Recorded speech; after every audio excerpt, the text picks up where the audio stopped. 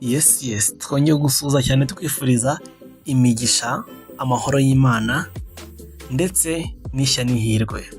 Wibuke neza yuko iyi ngiyi ari Silas Maker. Umunsi nk'uko bimenyeye turabagezaho ubusobanuro bw'amazina.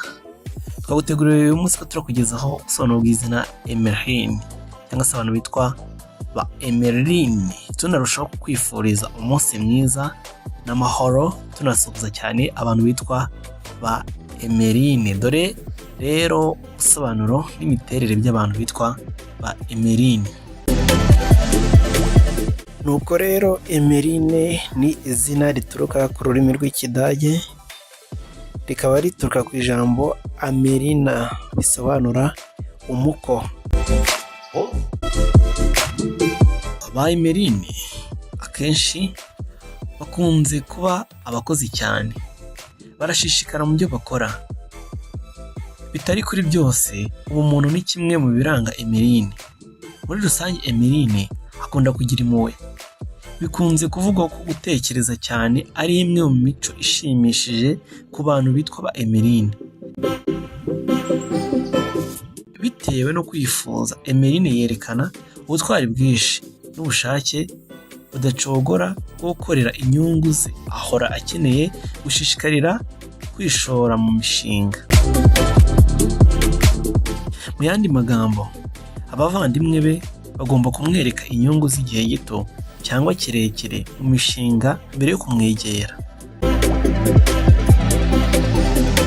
Niba uwo bavugana azi kumujyana ku marangamutima akoresheje intego iboneye, uyu mugore ufite imbaraga azakora neza kuko aba yabyemeje.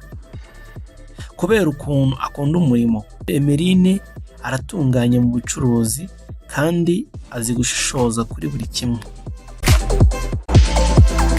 Uyu muntu ufite ibitekerezo byiza ariko kandi akunda gukabiriza ibintu bidafite ishingiro.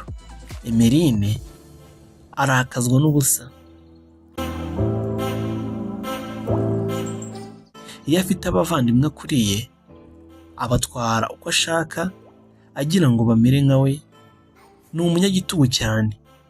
Ni nayo mpamvu bagomba kwitondera ibikorwa byabo kugira ngo atabatunganya cyane.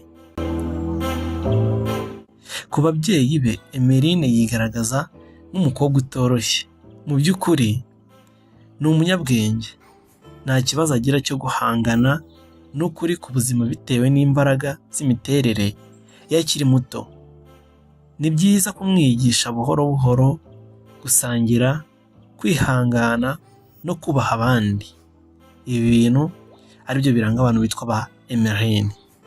Nawe niba ufite ubusobanuro bw'izina udasobanukiwe, ariko si ubw'ubundi ni ubusobanuro ariko nta busobanuro waba ufite, ahubwo niba ufite izina utazi ubusobanuro bwaryo, twandikire utubwire muri komenti.